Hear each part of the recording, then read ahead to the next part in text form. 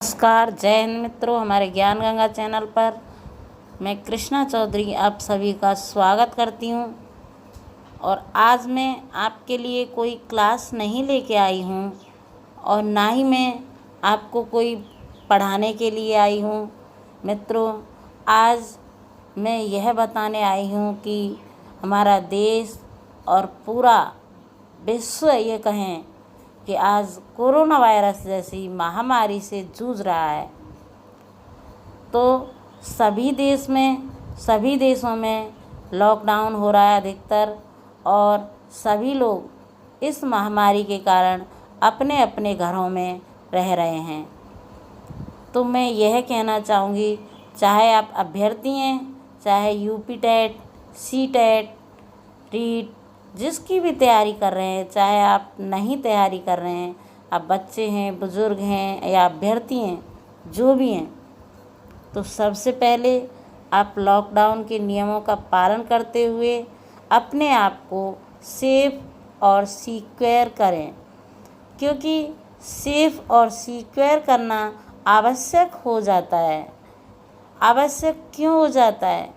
क्योंकि देश जिस महामारी से जूझ रहा है उसका एक ही उपाय है कि हम अपने घर में रहते हुए और अपने आप को पहचानें, हम अपना आत्मनिरीक्षण करें, हम अपने स्वयं को जगाएं। स्वयं को जगाना अर्थात अपने आप को पहचानना। मित्रों,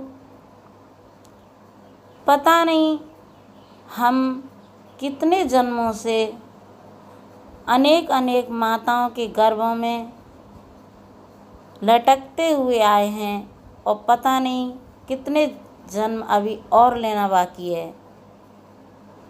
तो इस संसार में जो भी आया है जाएगा। अगर हम अपने आप को पहचान लें, अपने स्वयं का निरीक्षण करें, तो हम यह जान पाएंगे कि यह आत्मा ना तो पैदा होती है ना ही मरती है। जिस प्रकार से मनुष्य एक पुराना वस्त्र त्याग करके नया वस्त्र पहन लेता है, उसी प्रकार से यह आत्मा इस शरीर को त्याग कर और एक नया शरीर धारण कर लेती है। और इस आत्मा को, क्योंकि कोई मार नहीं, शस्त्र इसको काट नहीं सकते, अग्नि इसको जला नहीं सकती, जल इसको गला नहीं सकता और वायु इसको सुखा नहीं सकती। तो ये आत्मा तो अजर और अमर है, इसको कोई नहीं मार सकता। और ना ये अविनाशी है, ना ये इसकी जन्म हुआ है, ना ये मरेगी। एक यात्रा है जो कि चलती रहती है।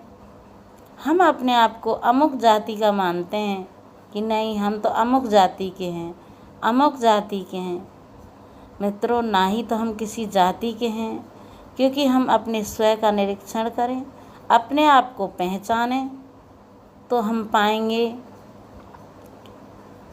श्री भोलेनाथ तिवारी जी ने क्या सुंदर लिखा है, मानव तुझे नहीं याद, क्या तू ब्रह्म का ही अंश है, कुल गोत्र तेरा ब्रह्म है, सद ब्रह्म तेरा वंश है, कुल गोत्र तेरा ब्रह्म है, सद ब्रह्म तेरा वंश है।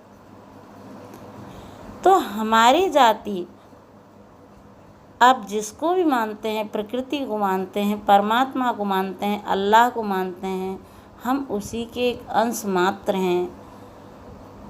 जब हम अपने आप में जाग जाएंगे और अपने आप में जाग करके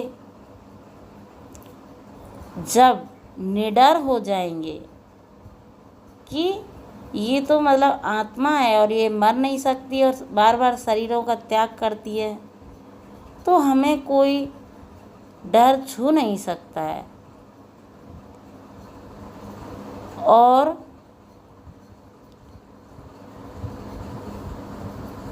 डर तो छू नहीं सकता, डर बिल्कुल भी छू नहीं सकता है, क्योंकि हम उस परमात्मा का ही एक अंश मात्र हैं। और ये आत्मा है, ये कभी मरती नहीं है। जब हम ज्ञान रूपी नौका में सवार हो जाते हैं, क्योंकि ज्ञान रूपी नौका में सवार होने के बाद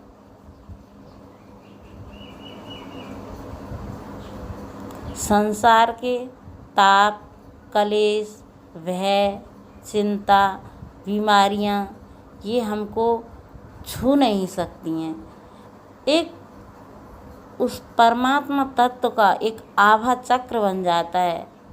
अगर हमें कोरोना वायरस जैसी महामारियों से निश्चिंत होना है तो हमें अपने स्वयं का निरीक्षण करना होगा, हम अपने आत्म तत्व को जगाना होगा और राम नाम रूपी ध्यान, जप, प्राणायाम से अपनी इम्यूनिटी को बढ़ाना होगा। और जब हम ऐसे हो कर के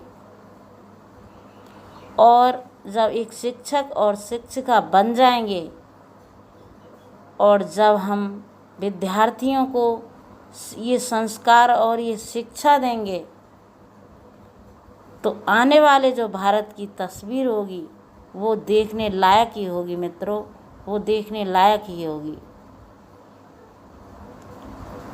क्योंकि हमारे पास डिग्रियां तो काफ़ी होती हैं, हम BA, MA, B.Ed, MBA बड़ी बड़ी डिग्रियां लेके बैठे हुए होते हैं, लेकिन जो विद्या से मिलना चाहिए, क्योंकि विद्या ददाति विनयम, जब मनुष्य के पास विद्या आती है तो विनम्रता भी उसके पास आती है। तो मित्रों, आज इस संसार में, इस दुनिया में विद्या तो बहुत है, बड़ी बड़ी डिग्रियां लेके बैठे हुए हैं, लेकिन विनम्रता वो देवत्व नहीं है। क्योंकि जब हमारे पास विद्या आती है तो वो सील भी लेके आती है और विनम्रता भी लेकर के आती है। आज के विद्यार्थियों में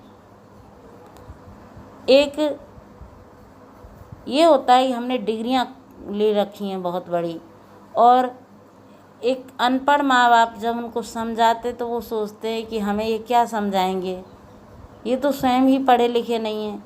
लेकिन मित्रों, मैं कहना चाहूँगी, उनका जो अनुभव है माता पिता का, हमसे बड़ों का, वो पढ़ने से कहीं अधिक है। जब पेड़ में फल लगते हैं तो वो झुकता है। तो ये जो विनम्रता है, यह कोई पढ़ने की चीज़ नहीं है, और ये तो हमें बड़े ही